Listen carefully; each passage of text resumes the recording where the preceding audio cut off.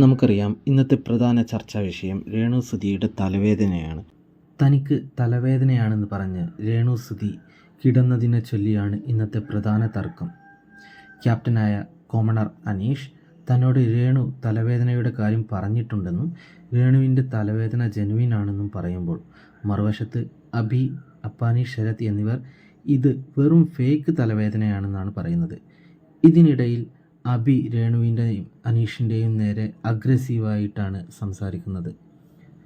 അനുമോൾ പറയുന്നത് തലവേദന ഉണ്ടെങ്കിൽ രേണുവിന് ഇങ്ങനെ ഒച്ചയെടുത്ത് സംസാരിക്കാൻ പറ്റില്ലെന്നാണ്.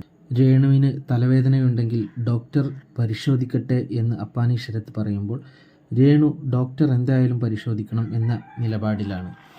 ഇതിനിടയിൽ ഷാനവാസ് തനിക്കും തലവേദന ഉണ്ടായിരുന്നു, പക്ഷേ അനീഷ് ക്യാപ്റ്റൻ എന്ന നിലയിൽ തൻ്റെ തലവേദനയെ പരിഗണിക്കുന്നില്ലെന്ന പരാതിയുമായി വരുന്നുണ്ട്. ബിഗ് ബോസിനോട് രേണുവിൻ്റെ തലവേദനയെക്കുറിച്ച് പറയുന്ന സമയത്ത് എന്തുകൊണ്ടാണ് അനീഷ് തൻ്റെ തലവേദനയെക്കുറിച്ച് പരാമർശിച്ചില്ല എന്നാണ് ഷാനവാസ് ചോദിക്കുന്നത്. രേണു ബിഗ് ബോസിനോട് പെയിൻ കില്ലർ ചോദിക്കുന്നുണ്ട്. രേണുവിൻ്റെ തലവേദന ജെനുവിനാണോ എന്ന് രേണുവിന് മാത്രമേ പറയാൻ സാധിക്കൂ. എന്നിരുന്നാലും ഇതിനിടയിൽ അനീഷ് നന്നായി ഇതിനെ ഗെയിമാക്കി മാറ്റുന്നുണ്ട്. ഹൗസ് മേറ്റ്സ് എല്ലാവരും രേണുവിനെതിരെയും അനീഷിനെതിരെയും തിരിയുന്ന കാഴ്ചയാണ് കാണുന്നത്.